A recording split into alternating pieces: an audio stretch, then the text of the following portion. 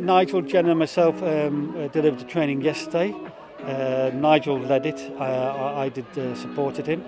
And basically we trained up referees in a structured course that we do. Question and answer, a lot of guide participation. They have to do an examination. We mark it on a matrix scheme. And then later on the day, they actually spend a period of time refereeing a game. We've got young Harry, who is 15. He's the youngest lad to ever do the Walking Football Association referees course. He got a club grade, which means he's qualified. And the first 2 games, we got him running the line on 2 international games. So I'm pleased to say Harry's the youngest Walking Football Association referee, and his first 2 games were internationals, and so it's the old saying, you start them at the top and you work their way up. But the age limit for any referee or the gender doesn't matter, because it can be done by any age group, any gender, any disability within obviously reason. And that's what everybody loves about it, because you're born again. It is like being born again. It's an interesting one with coaching, because there's not much coaching that goes on with walking football, because at most places you turn up, you pay your money, you go on the pitch and you play for an hour. So there's never really been any thought given to walking football coaching. And one thing that we've done as an England team is, obviously we've had our team together now for 3 years, and we've developed some ideas and some drills and routines and things that seem to work. So I was asked to put together a coaching course and to bring it out here and to share it. Guernsey are desperate to sort of do similar things to what we do, so they could see what we were coaching and to get a better understanding of the game and tactics and drills and routines that work specifically for walking football. So really, yeah, that was the purpose, to share good practice.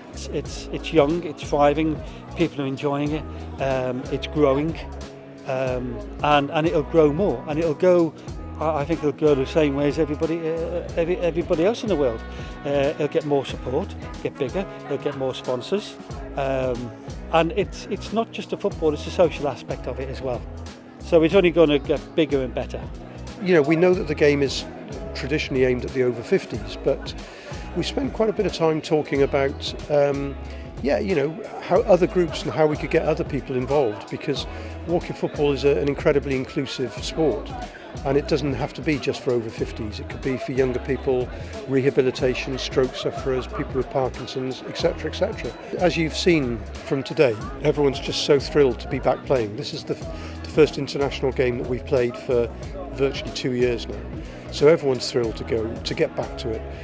We do have a World Cup coming up in May 2022. It's been cancelled twice already, so fingers crossed we will play the World Cup, and we'll be looking forward to welcome Guernsey.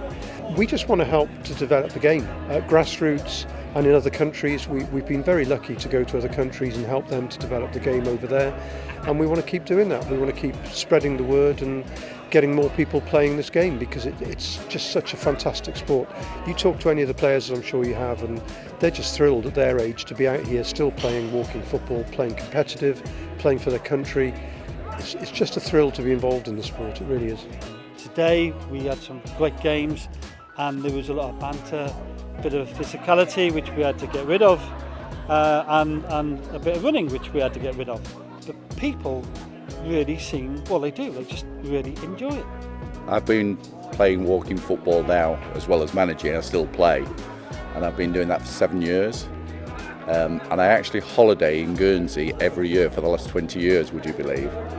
And I saw walking football, the advert with Barclays, when I was on holiday here in Guernsey, and I saw the advert. I'd just retired, and I saw the advert, and my 2 boys were with me, and I said, I'm going to try that, and they'd laughed. They said, you're joking. I said, I'm going to try that. And that's exactly what I did when I got home. Went on, Googled my locality, and at that time, in Nottinghamshire, there were only 2. There was nothing in Lincolnshire, nothing in Leicestershire. And it's totally mushroomed and ballooned ever since. But it was really about, yes, I'd retired. I always loved football. But I'd done nothing from the age of 40 to 58. So fitness-wise, I needed something.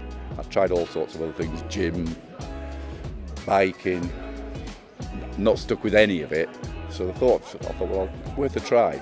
And of course, I've thoroughly enjoyed it. It now gets you out, it mixes you with people. Health-wise, it's great benefits. Can't speak highly enough of it, to be honest. It's been a fantastic weekend, and huge thank you to the people of Guernsey for making us feel so welcome. They're great. They love their walking football over here. They've pulled out all the stops to get us over here at a difficult time. All of our players have thoroughly enjoyed it and been made to feel so welcome, and I think it's going to be a raucous and very pleasurable evening from now on. So thanks to everyone who's made it possible. Making use of the full pitch here as they press on. Oh, here we go. Yes! Guernsey have scored. Guernsey Stuart Deport.